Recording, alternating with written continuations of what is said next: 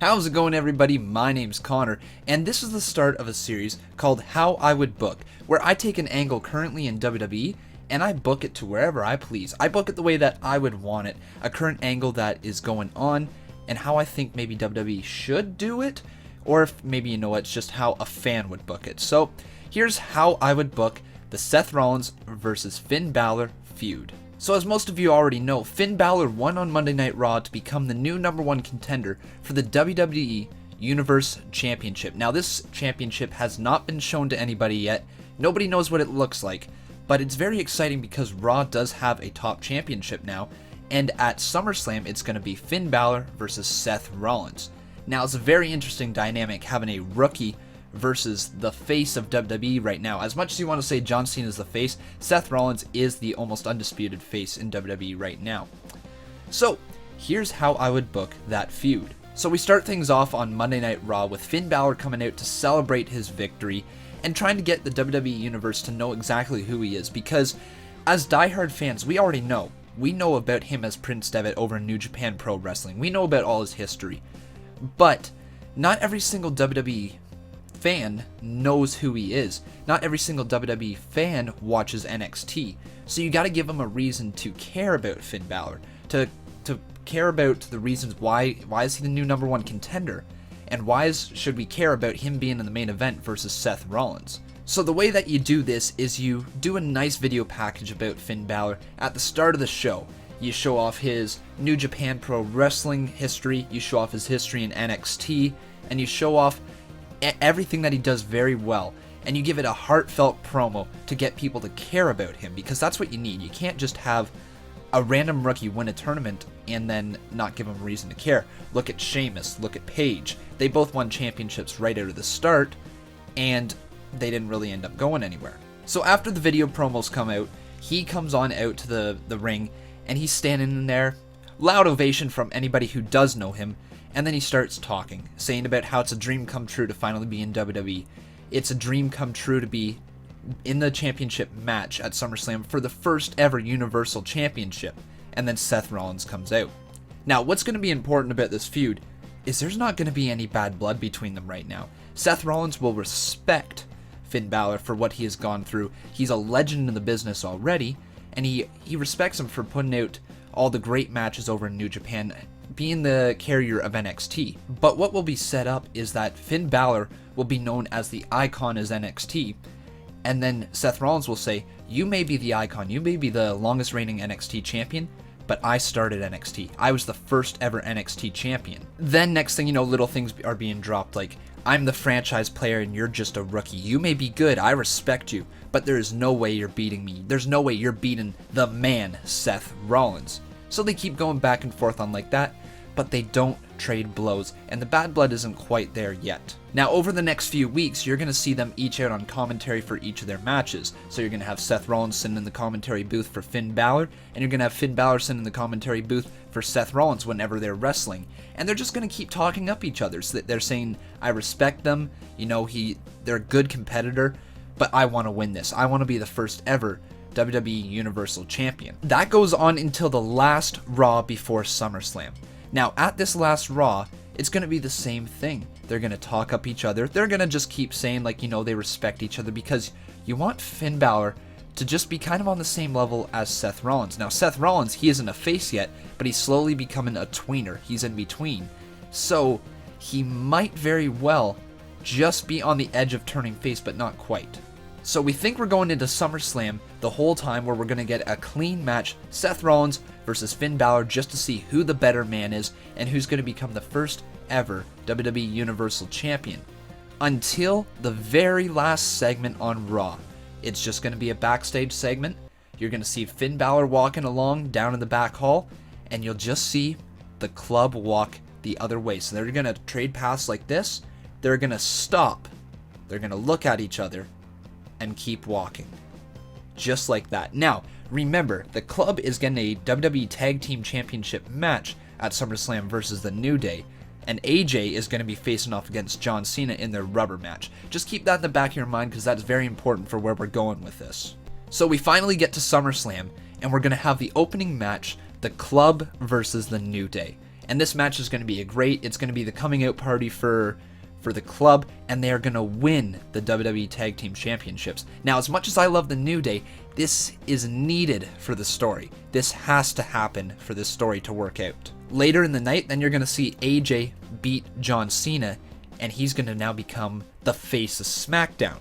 So AJ's now got a win over John Cena twice, and John Cena was only ever able to pin AJ in a tag team match. So that is big news as well. So now both members of the club are elevated. And all during this time, AJ has been saying the club isn't separated. The club is just put on two brands, and they are running each brand like he has been this whole time. Now the main event rolls around. Fin Balor versus Seth Rollins for the Universal Championship. And this is going to be a dream match. You're going to have it go 20 minutes, near fall after near fall. You're going to see Fin Balor execute some amazing moves.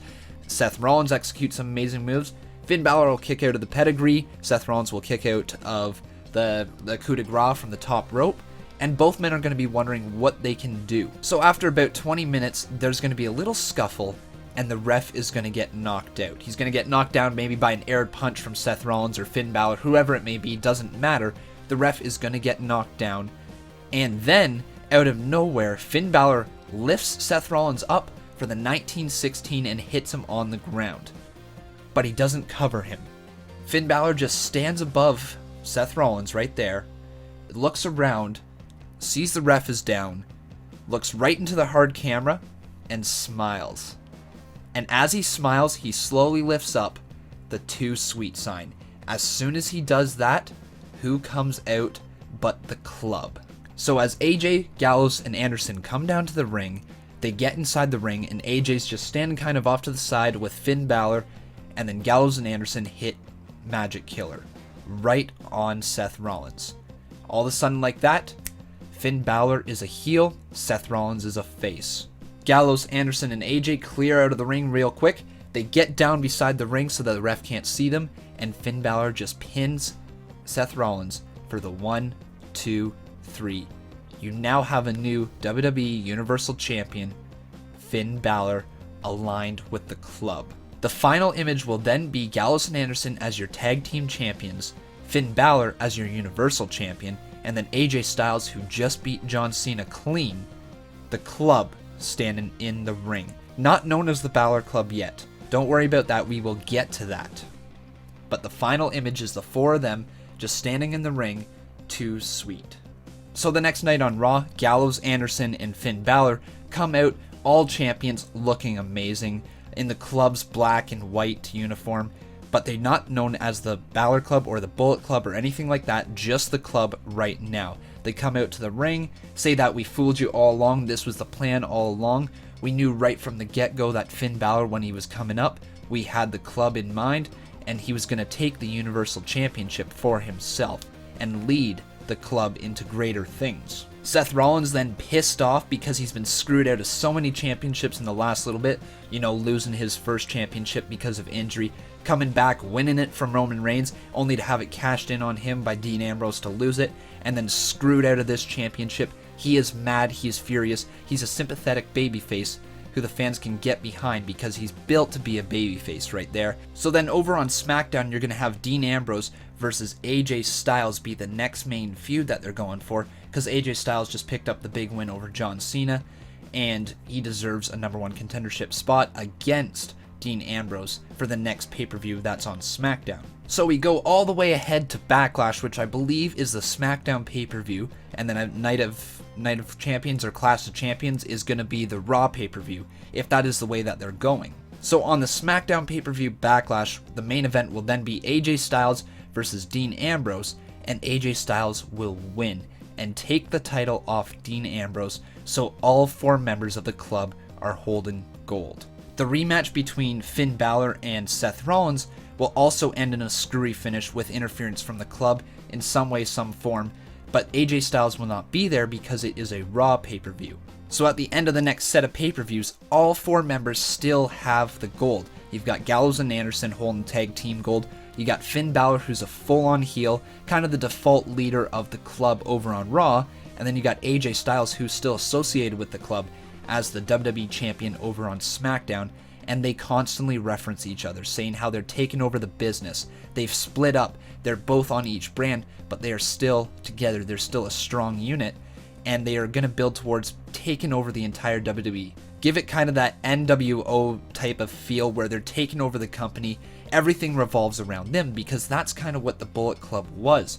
They were the equivalent to the NWO over in New Japan Pro Wrestling, so you want that to be how it feels over here in WWE. So going into Hell in a Cell, you'll have an established group as the club, both taking over each brand, and they're going into Hell in a Cell, where the main event is going to be Seth Rollins versus Fin Balor in a Hell in a Cell match. Now this will be a feud that deserves it because 1, no members of the club can get in that cell, and 2, no members can get out. So that's basically going to be it. They're going to beat each other to a pulp in there, and you're going to see Fin Balor still walk away as the champion, beating Seth Rollins clean. Now, there's a reason for this, so we will get into this. At Hell in a Cell also, you're going to see the start of a crack in the club.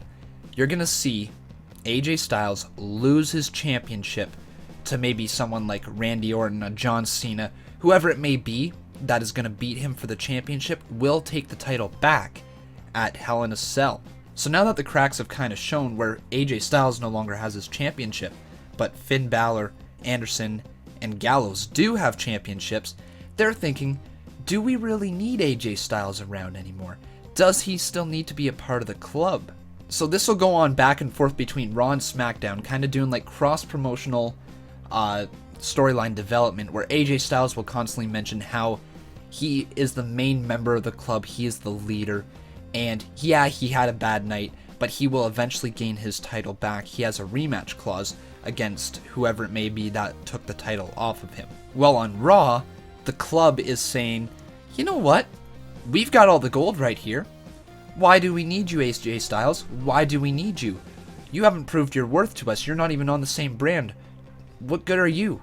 So what this will ultimately lead to is a Survivor Series Classic match, where it's going to be an elimination tag team match with the club, so AJ Styles, Finn Balor, Gallows, and Anderson, versus whoever took the title off of AJ versus Seth Rollins versus 2 members of the New Day. Now this will be club versus Team WWE almost, I guess you could say, and they're just going to be going at it because Survivor Series is a cross-promotional pay-per-view, so they will be able to have any single member from either roster on there. And what will be amazing is it'll get down to just AJ Styles and Finn Balor versus Seth Rollins and whoever took the championship off of AJ Styles. So the tag teams will be eliminated first, and then it'll be down to 2v2. AJ Styles and Finn Balor will not be getting along throughout this, and eventually it will lead to AJ Styles getting pinned, and Finn Balor looking at him like, what just happened? As soon as AJ gets pinned, Seth Rollins will be celebrating with whoever took the championship off of AJ Styles, because they are down to 2v1 against Finn Balor, and Finn Balor cannot overcome the odds. He gets pinned within about the next 2 minutes, and that's it. They are done. The club has lost. The cracks have been shown. AJ Styles is weak. He does not look good as part of the club. They're having problems. And that is when Gallows and Anderson come back out, and Finn Balor is standing right next to AJ, and all 4 of them are in the ring together. AJ Styles begins to apologize, begin to say like, guys, I'm sorry, I'm having another off night, this is a mistake, we're good, and he goes to put up the Too Sweet sign. AJ Styles puts it up, saying, come on guys, we're good, we're better than this, let's get back on the right track. Finn Balor looks at Gallows and Anderson, and they don't put up the sign. And right then and there, they beat down AJ Styles, effectively turning the club into the Balor Club. So what this will all do, ultimately, is it will give you an AJ Styles versus Finn Balor feud, which will hopefully end at, say, like a Royal Rumble. Yes, I know they're on different brands, so it might be difficult to book it that way, but there will be ways around it. There might be some trades, there might be something that happens here and there. It's too big of a storyline to pass up because it's right there in front of you. Now, I may miss some things in between. I don't know exactly how they get to certain points in the story, but that's why I'm just a fan doing fan booking. So that is how I would book the Finn Balor versus Seth Rollins feud. I know it wasn't too focused on Seth Rollins, but that is how I think it should go. I think you should get a main event heel out of Finn Balor, and you should eventually end up turning AJ Styles face. Do you guys agree? Do you disagree? Do you think I made some mistakes along the way? Please let me know in the comments below, and let me know if you like the idea of this series, because I think it's going to be really fun to do some fan booking. I know everybody does it. They say in their minds what they'd like to see, so that's exactly what I'm doing. That is how I would kind of like to see it play out. But like I said, let me know what you guys think, and hopefully we can have some fun conversations in the comments below. But thanks for watching, everybody, and I'll see you guys next time.